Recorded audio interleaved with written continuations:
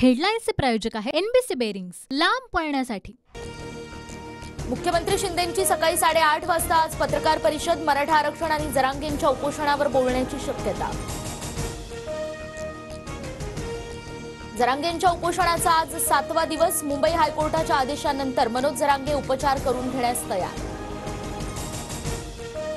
मागासवर्ग आयोगाचा अहवाल मराठा समाजाच्या बाजूने। अहवालात मराठा समाज मागास असल्याचं सिद्ध।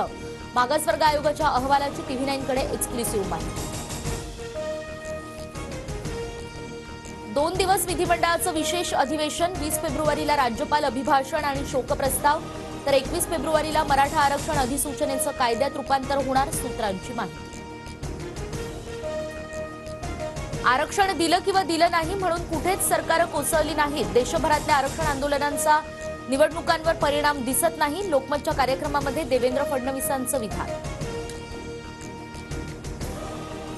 राहुल नार्वेकरांचा शरद पवारांना धक्का। संख्याबळाच्या आधारावर मूळ राष्ट्रवादी पक्ष अजित पवारांकडे। विधानसभा अध्यक्षांचा निकाल। शिवसेनेच्या निकालाची पुनरावृत्ती। राष्ट्रवादी काँग्रेसच्या दोन्ही गटाचे आमदार पात्र। विधिमंडळ बहुमताच्या आधारे निर्णय।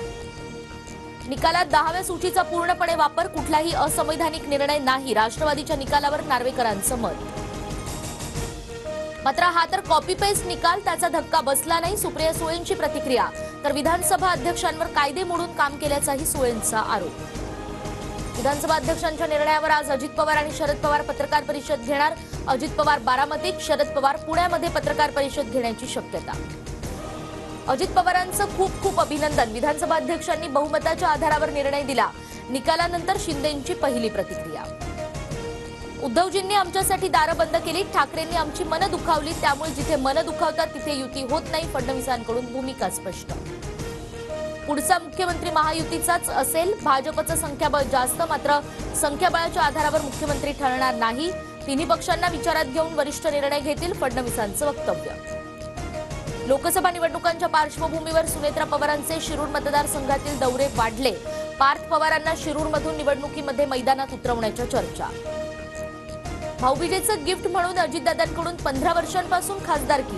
रुपाली चाकणकरांची सोशल मीडियाद्वारे सुप्रिया सुळेंवर टीका। उपमुख्यमंत्री अजित पवार बारामती दौऱ्यावर। पहाटेपासूनच अजित पवारांकडून विकास कामांची पाहणी। बारामतीमध्ये आज बूथ कमिटी मेळावा। शिवसेना शिंदे गटाचं कोल्हापुरात आजपासून 2 दिवसीय महाअधिवेशन। आगामी निवडणुकांच्या पार्श्वभूमीवर संघटनात्मक बांधणीवर चर्चा होणार। छत्रपती संभाजीनगरच्या घाटी रुग्णालयात नर्स आणि ब्रदर्सचं आंदोलन। केंद्राच्या खासगीकरण आणि कंत्राटीकरणाविरोधात हे आंदोलन। पश्चिम महाराष्ट्रात अवकाळी पाऊस। नागपूर, बुलढाणा, हिंगोलीत अवकाळी आणि गारपिटीचा मोठा फटका। वाशिममध्ये पावसामुळे शेतमाल वाहून गेला। हेडलाईन्सचे प्रायोजक आहे एनबीसी बेरिंग्स, लांब पळण्यासाठी।